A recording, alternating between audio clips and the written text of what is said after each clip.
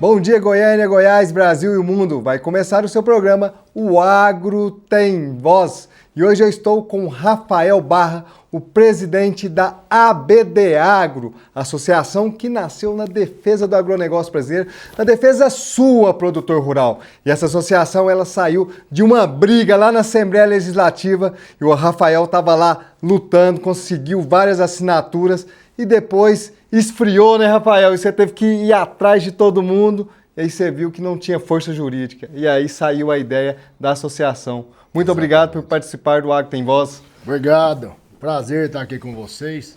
Para nós é uma honra participar desse programa tão importante que de fato traz a voz ao agro, né, ao homem do campo.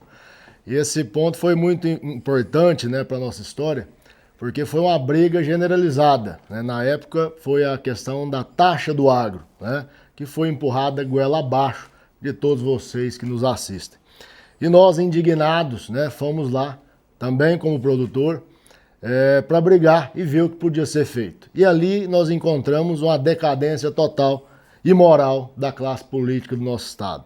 Infelizmente, muitos deles foram comprados, né, e todos ali da base aliada, votando com o governador, né, num projeto tão complicado quanto esse, que foi o quê? Simplesmente a imposição de uma taxa de até 1,65% sobre o bruto, né, na venda, por exemplo, da soja.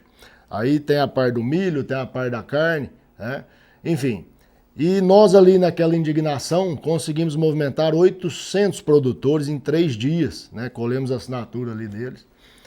E infelizmente isso de nada adiantou. Por quê? Porque nós, como pessoa física, a gente não tinha autoridade, não tinha poder ali de ingressar com a ação para tentar de alguma forma barrar ou questionar aquele projeto. Procurei pessoalmente algumas das maiores entidades aqui do estado, expliquei da ação, inclusive já estava pronta, né, pelo nosso jurídico, e infelizmente também não foi acatado, né, muitos dele ali pela questão do ego, né, segurando o nome da instituição e tudo. E nós abrimos mão, falamos assim, nós não queremos nada, nós só queremos alguém que tenha de fato o poder já ativo para ingressar com essa ação e que faça, né? E infelizmente não foi aceito. E nos próximos dias ali, nas próximas semanas, nós descobrimos que infelizmente eles também estavam do lado do Estado, né? Então fizeram ali um encontro, um almoço e todos eles ali estavam presentes. Daquele dia em diante, essa indignação ela aumentou. E isso se traduziu em uma coisa muito útil, que foi o quê? Nós criamos, de fato, uma associação que, conforme manda a legislação, é quem pode agir em nome da classe, né? Então, com mais de 1.400 filiados, a ABD Agro, Associação Brasileira de Defesa ao Agronegócio, tem caráter aí nacional e, de fato, vai revolucionar muita coisa da nossa classe. Vocês podem ficar atentos a esse nome, ABD Agro. A ABD Agro veio realmente de uma briga para proteger o produtor rural. Quando a gente fala do agro como um todo, a gente fala o antes, o dentro e depois da porteira. Mas esse momento, quando nasceu a ABD Agro, era um momento que o produtor rural estava sofrendo. Sim. E naquele momento não teve conversa, né, Rafael? Não teve, todos nós fomos pegos de surpresa, né?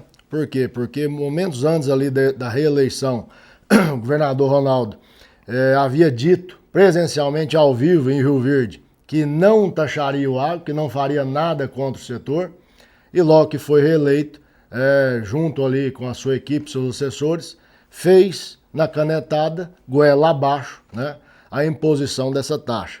Nós entendemos, né, que de fato o Estado passava por necessidade naquele momento, pela questão do ICMS. Ok, todos nós sabemos, ninguém aqui está fingindo de leigo, né? Porém, tudo tem que ser conversado, tudo tem que ser apresentado. Custava, principalmente ele, né, que sempre foi eleito pelo agro, chamar aqui as lideranças, falar assim, olha, a situação do estado de Goiás hoje é essa, né? Por isso, nós estamos faltando tantos bilhões no caixa, está precisando disso para fazer estrada, para fazer isso, enfim, dar ali os seus motivos, seus argumentos. É óbvio que ninguém se furtaria em ajudar. Por quê? Porque esse benefício retrói em bem social para todos, né? Então, o problema foi a forma, Sim. Né? Então, esse foi o grande problema. e ali aliado com toda a sua base, eles simplesmente passaram na caneta. Simples assim. Então foram 2 votações e a terceira online. Nós tivemos presencialmente na Assembleia nas 2. Foi um tumulto, uma bagunça, né? Inclusive relatos ali da Polícia Legislativa diz que nunca na história da Assembleia do Estado de Goiás houve um movimento tão forte, tão organizado como o nosso, né? Nós conseguimos, só na parte superior, mais de 350 produtores, né? Inclusive acima do que poderia, mas enfim, não tinha como segurar. É a voz do povo querendo exercer ali seu papel na sua casa, que é a Assembleia, né? Infelizmente, na canetada nós perdemos, né? E aí teve a questão no segundo momento da invasão do plenário, de todo aquele descontentamento, enfim, e nós ali noticiando, teve até um momento de muita confusão, onde me pegaram ali e eu fui detido dentro da Assembleia, erroneamente, porque me confundiram com uma outra pessoa, enfim, logo foi solucionado. Mas isso mostra o quê? Que nós devemos estar ali sempre unidos para unir as forças e fazer isso de benefício para a classe. Então, a BD Agro vem desse início. De lá para cá, existe na lei um período ali de vacância de 12 meses. Sim. Ou seja, não é simplesmente você ali protocolar uma associação e já sair fazendo alguma coisa. Tem que ter um prazo mínimo. Você tem que ter esse prazo para quê? Para maturação do negócio. Ou seja, para ver se quer mesmo. Para ver se é sério. É sério, tá só de auê, né? Então são 12 meses, ou seja, quem não quer já pula fora. E nós cumprimos rigorosamente esse prazo, né? Encerra-se agora no final do mês de outubro e agora no mês de novembro nós já teremos de fato a primeira ação protocolada pela BD Agro. Vocês vão ter força de petição inicial. Sim, de representar os seus associados. Exatamente, os filiados. Hoje são mais de 1.400 no Brasil. 1.400 no Brasil. Mas nós falamos que atende toda a cadeia, porque a defesa é do agronegócio, a defesa é do produtor rural. Sim, sem dúvida. É todo o setor do agronegócio brasileiro. Então essa é a vantagem. Hoje nós, com o nosso alcance, a gente consegue abraçar todo o Brasil, né? Nós temos inclusive embaixadores já em alguns estados e queremos aumentar isso.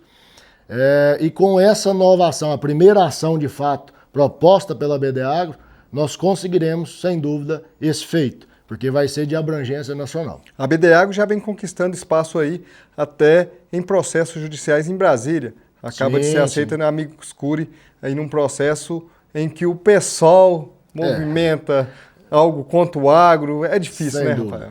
A gente sempre fala, né? Enquanto a esquerda está de um lado, nós sempre estaremos do outro lado. Sim. Porque não existe como a gente compactuar, né, com as falas, enfim, da esquerda brasileira, que é um absurdo, né? Então, tudo que é contra o agro, você pode ter certeza, sempre a esquerda vai estar lá e sempre nós estaremos do outro lado, junto ao agro, para combater.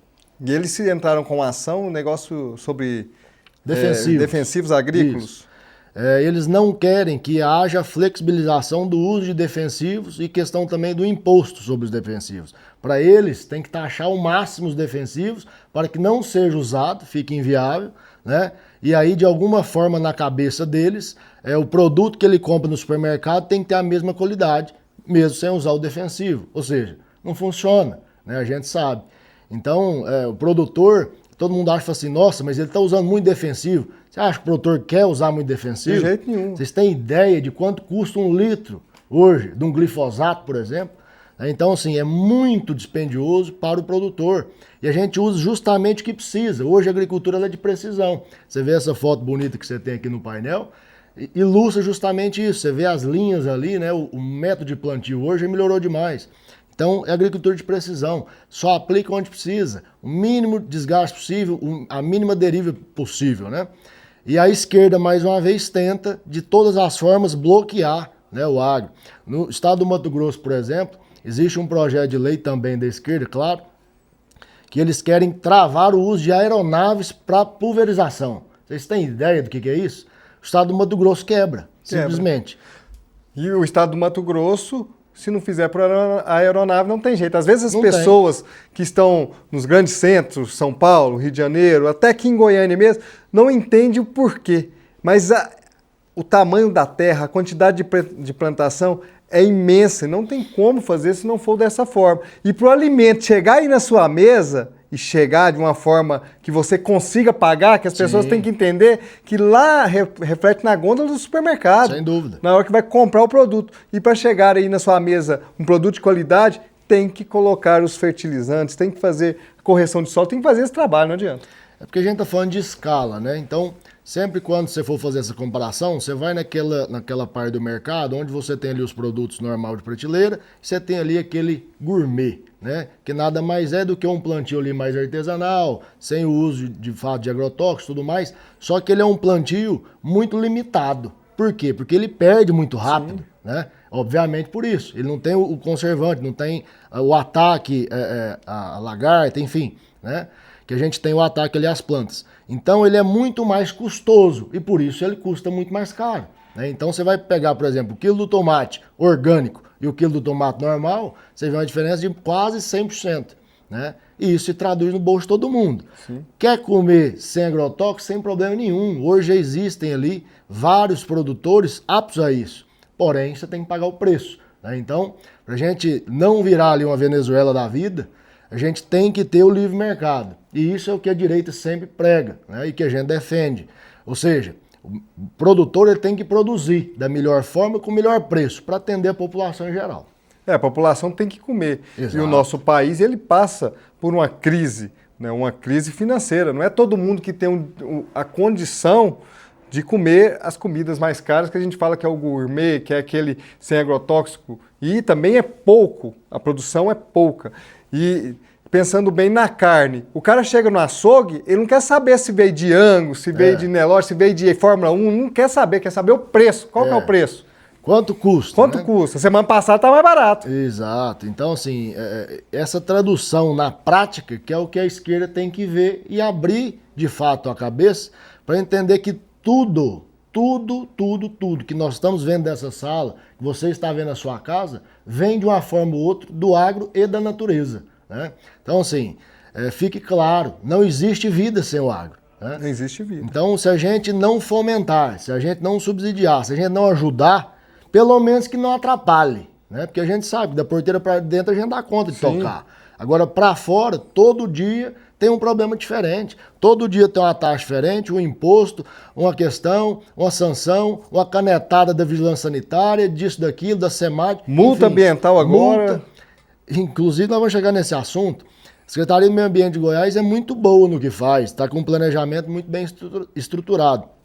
Porém, o Código Florestal brasileiro, ele já está ultrapassado.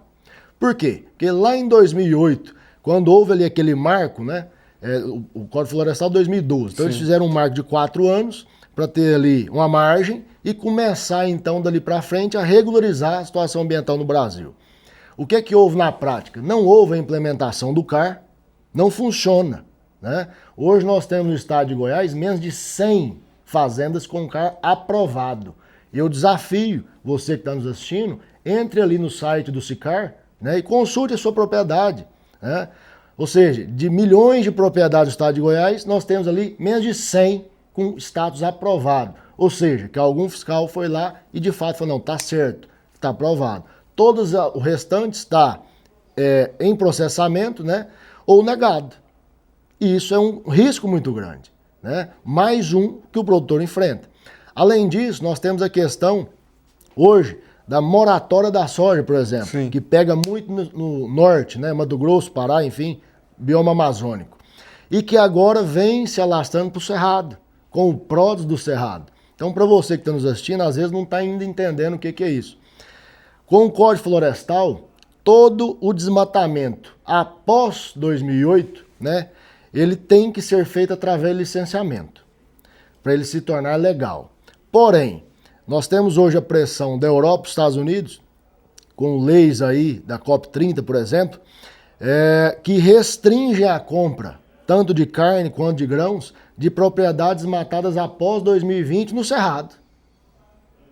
Entende? Então, mesmo que seja legal, que você tenha a licença, fez depois de 2020, sua fazenda não vai estar apta a vender. Eles querem legislar dentro do Brasil. Exato. E lá eles já acabaram com tudo. Sim, já acabaram com tudo. Não tem lá nada. ele não tem mais uma floresta igual nós temos. E não replanta, né? Nunca. Ele só sabe falar mal dos outros, da gente no caso. E aí o que é o impacto disso? Muita gente não sabe. E aí na hora que vai fazer, às vezes, uma venda para uma multinacional, né, para uma trade, enfim, tá lá o status negado. Isso no norte é comum, tá? Nós já temos ali embargo das áreas, multa e a proibição de embarque, por exemplo, de gado. Então, só para ter uma referência. Embarcar gado? Embarcar gado. O CAR da sua área está ali na análise deles, né, no mapa de desmatamento. Que seja 1 hectare da sua área está no mapa do desmatamento, após essa data, ela já está inapta ao embarque do gado, por exemplo. Então, um simples fato. Isso aí é feito toda semana, esse aumento dessas áreas. E o ideal é que eles aumentem 50% esse ano ainda. Só para ter uma referência. Semana passada você embarcou boi gordo, está vendendo boi gordo com preço bom, que o arroba subiu. Ótimo. Essa semana você organizou mais um lote. Na hora que você vai chegar lá, o frigorífico falou assim, negativo. Ah, mas por quê? Tá aqui, a sua área está inapta. E aí você tem que constituir um advogado, pagar as custas, recorrer, enfim, perde todo o tempo e dinheiro. E o boi gordo, você vai fazer o quê com ele? Porque a gente sabe, o boi chegou no acabou. lugar, você vai fazer o quê? Vai perder o peso, né? E vai continuar comendo. Então, assim, seu custo aumenta, você não tem lucro. Então, isso é muito complicado. Hoje, a gente, quando fala de ambiental, sem dúvida, é o maior problema do agro brasileiro. O governo tem que olhar para o ambiental, eu falo, quando o governo, eu falo União, Estado e município, de uma forma muito séria e muito responsável, e também mostrar para o mundo que eles não podem mandar aqui. Porque quando você vê no jornal escrito aqui, a Europa está lutando por algo sustentável, não é. A Europa está protegendo o produtor rural dela. Sem dúvida. Sem dúvida, o preço. Sem dúvida. Vocês viram no começo do ano, aquela carreata de trator, né? Que teve lá na Europa, né? Que teve na Europa. E aí muito brasileiro comemorando e tudo mais. Vocês têm ideia do que estava acontecendo? Eles simplesmente estavam lutando, inclusive, contra nós. Por quê? Para tentar uma barreira, alguma forma de taxar mais, de bloquear mais, para que a gente não acesse o mercado deles. Então eles não são bonzinhos como muita gente pensa, né? Muita gente falou assim, a gente tem que fazer isso aqui no Brasil e tudo mais. Eles estavam brigando, só para vocês terem ideia, por conta de 50 bilhões, né? De euros, no caso. Aqui, o plano safra desse ano foi acima de 400 bilhões de reais, né? Então, o que falta no brasileiro? É a união. União.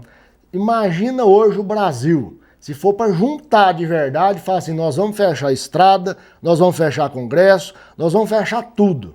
Não existe força policial, nem veículo apropriado para tirar o trantator que a gente tem no Brasil. Não existe. São mais de 7 milhões e meio de propriedade rural no Brasil. Cada uma, no mínimo, com um trator. Faz uma conta. Nossa, eu quero ver quem que é que dá conta.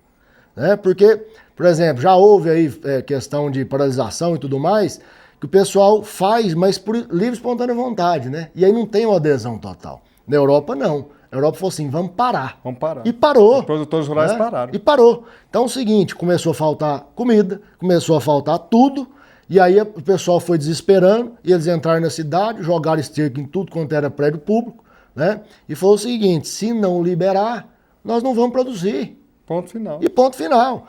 Para comer, a gente sabe que na fazenda tem, né?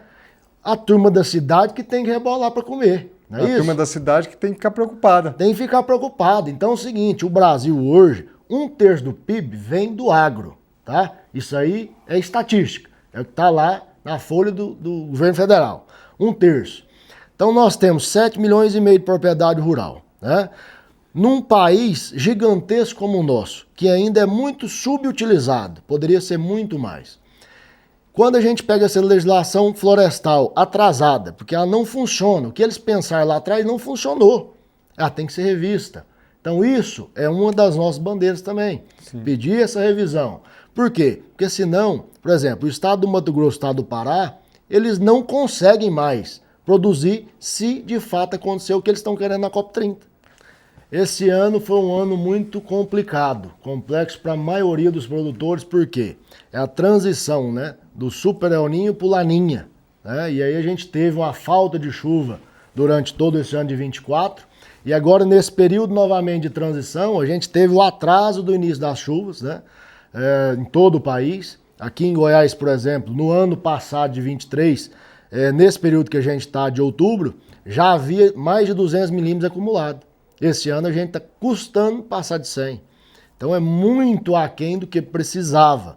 Isso atrasa o plantio, atrasa a safrinha para frente, atrasa o término ali da questão do boi gordo, né? Porque você ainda tem aquela entre-safra do boi gordo e o início da chuva ele fomenta isso.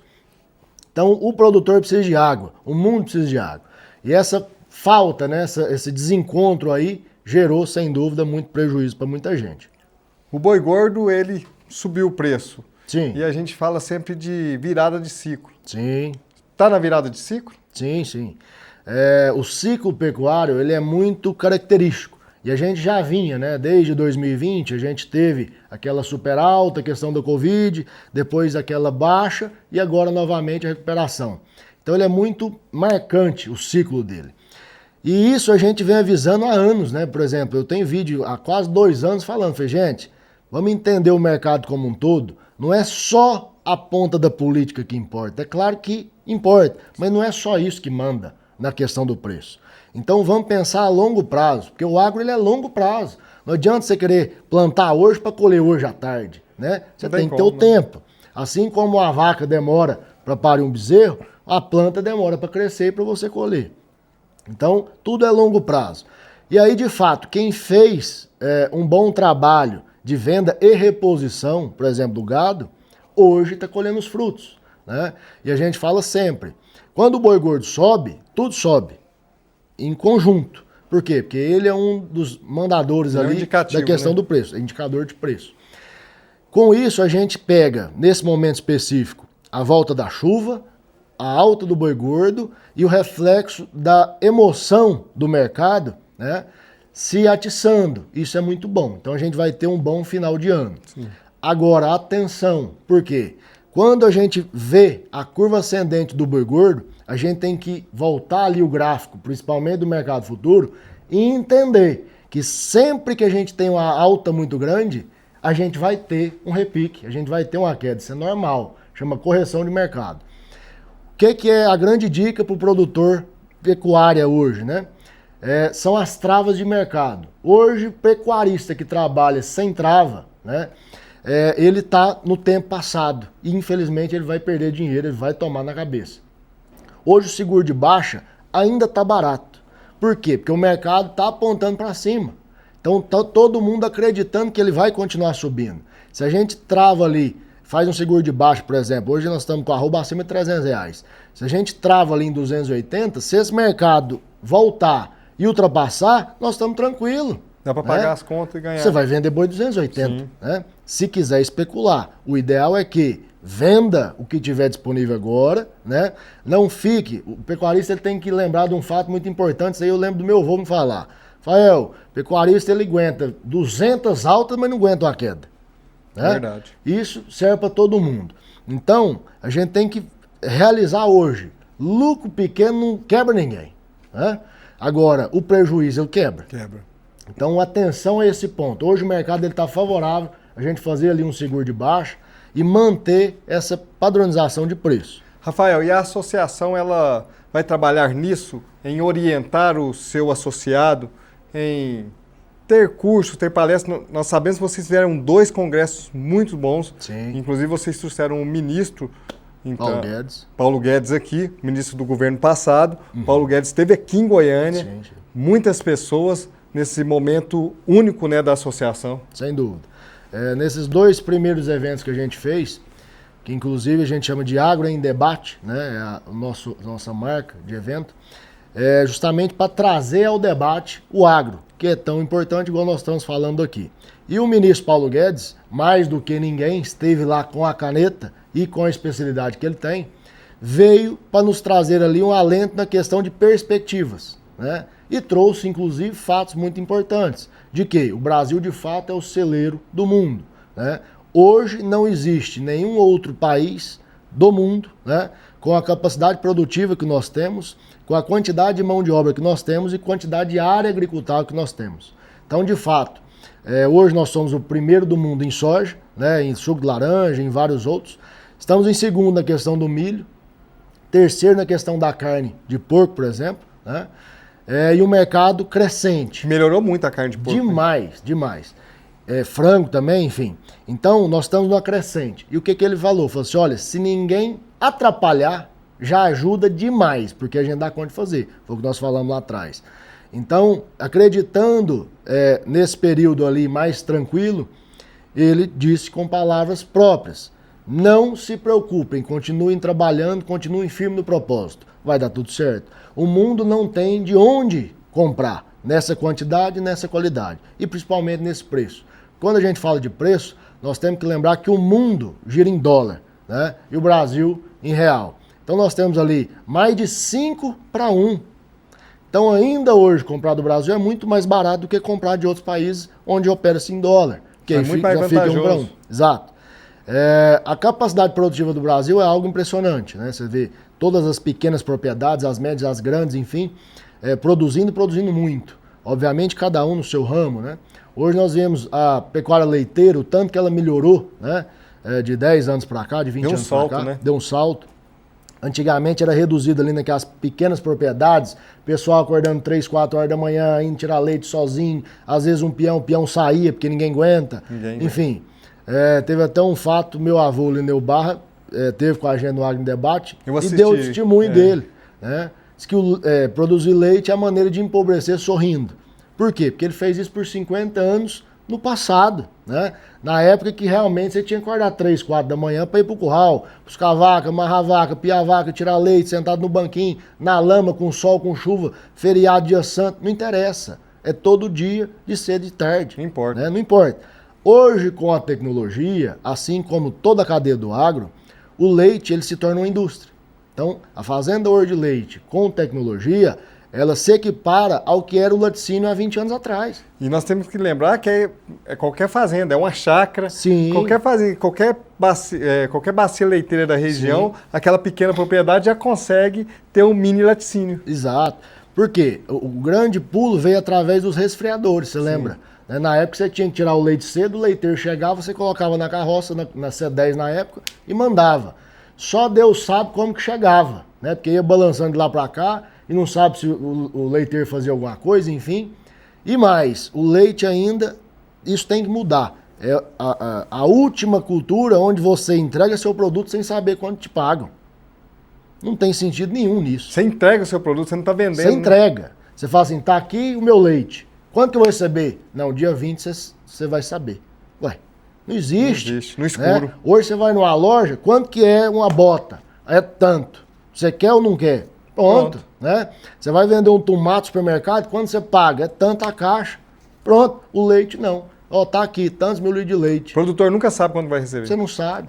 E aí você fica naquela ilusão. Será que vai ser melhor esse mês? Será que não vai ser? Né? Então, isso tem que mudar. Né? Inclusive, vai ser também uma pauta nossa para frente. Sobre a questão dos cursos, você falou do treinamento, nós sempre tivemos essa parte educacional. E isso tende a aumentar. Assim como a associação for aumentando, nós queremos sim fomentar. Inclusive, um dos nossos conselheiros é especialista nesse tema, né? De trava de boi na bolsa, que é meu compadre João.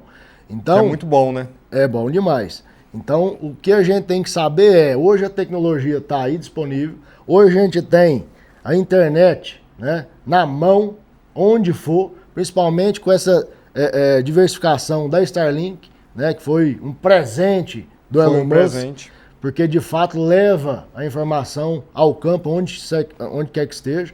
Inclusive tem um grande amigo, Anderson Gorgen, né, da Risa, antiga Risa, hoje é Guiz, né, no Matopiba, e ele fez a instalação do sistema de Starlink em todas as fazendas, na parte de gerência e diretoria, ou seja, com repetidores. Então ele sabe onde cada máquina está, onde cada um está fazendo, quantos quilômetros por hora está andando, monitorando tudo, né, da central deles, do escritório. Ou seja, a tecnologia está entrando cada vez mais. Isso aumenta a produção. Isso é muito bom, porque ele sabe. E aí você tem na ponta ele sabe onde está o gargalo. Isso. Ah, não, então um trator tal de tantos cavalos não está conseguindo puxar igual o outro. Vamos trocar, vamos melhorar, vamos colocar isso aqui em outro lugar. Então você tem gestão. E gestão é isso, é análise de números, né?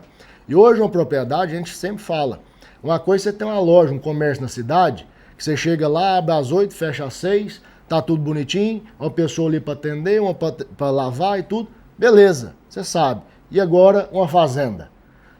Não tem jeito. É céu aberto, né? Além de tudo, você ainda depende de tempo. Deus em primeiro lugar e de São Pedro mandar chuva. Ontem eu escutei um depoimento na internet que você nunca viu um produtor rural ateu. Nunca viu. Eu também nunca vi. Você anda muito mais do que eu. Como é que faz, ué? Como é que faz? Ele tem que ajoelhar todo dia. Tem que ajoelhar e falar assim, meu Deus do céu, manda chuva, porque senão não vai ter. E depois quando tá chovendo muito, manda... Pelo amor de Deus, dá manda uma paradinha. Dá uma paradinha, manda pro vizinho. É desse jeito. Desse jeito, não tem jeito. Você não conhece, você chegar na propriedade rural, primeira coisa que ele fala, meu Deus vai ajudar e tal. E sempre essa conversa. Exato. Você vê também um grande exemplo de tecnologia e gestão, Zé Garrote, né? Você teve lá. É um fenômeno. Você entra dentro da planta, sabe tudo ali nas planilhas, gestão em tempo real e a produtividade aumentando a cada dia. Não é por menos que ele é o maior, né, produtor e abatedor de aves. Então, um abraço para o nosso amigo Zé. Um abraço, Zé Garrote. Foi muito bom esse evento aí da Dial. Obrigado pelo convite. Eu que sou integrado da Superfrango, sou o número 12, já está com mais de 800. Então eu tô antigo, hein, Zé? Aos 16, 17 anos eu entrei na Superfrango até hoje. Mesmo? Faço parte da integração do Superfrango, unidade 12. Era muito custoso, Rafael, eu tinha que arrumar um serviço para mim. E arrumaram um serviço ligado ao frango. Coisa até hoje boa. Eu tô lá, bom demais. Ah, é bom demais. O povo da roça, quando dava castigo, era da roça, né? Hoje em dia não pode nem dar castigo. Você. É desse jeito. E eu, meus meninos, é criado na roça ainda, né? Esse final de semana nós vamos aí, né, Zé Garrote? Na fazenda, vou levar meus meninos aí. Coisa boa. Para poder trabalhar, conhecer o sistema de compostagem da São Salvador Alimentos e da Fazenda Estaca. Nós vamos lá conhecer, inclusive para mostrar para você do Agro Tem Voz. Rafael, e uma coisa que é muito importante, que a associação vai ser muito importante agora e mais à frente, que é explicar para o produtor rural como que ele faz nessa situação difícil que ele está passando em negociar com o banco.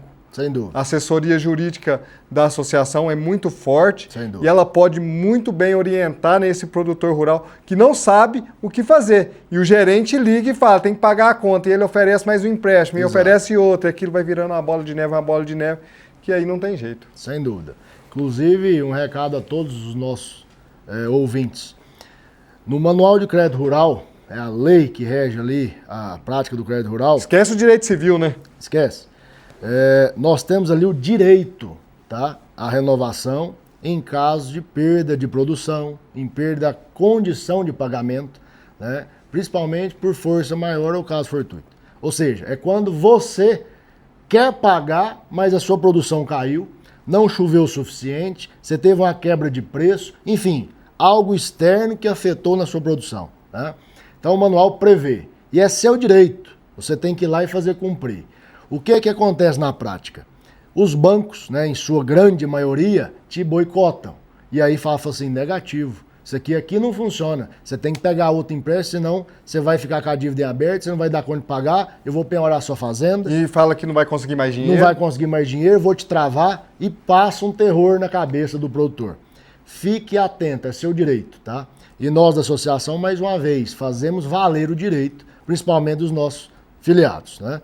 Então, esse primeiro ponto tem que ser amplamente divulgado. É seu direito a renovação nesses casos. Não estou falando o caso que você fez um bom plantio, uma boa colheita, está com o dinheiro no bolso e não quer pagar. Aí é diferente. Isso aí já é malandragem. E é malandragem. Agora, quando algum caso fortuito te impede, é seu direito pedir aquela renovação, o aditamento daquele prazo, por igual condição e juro. Muita gente até pergunta para mim, fala, mas eu comprei caro e agora vou vender, os insumos subiram. Isso é condição do mercado. Então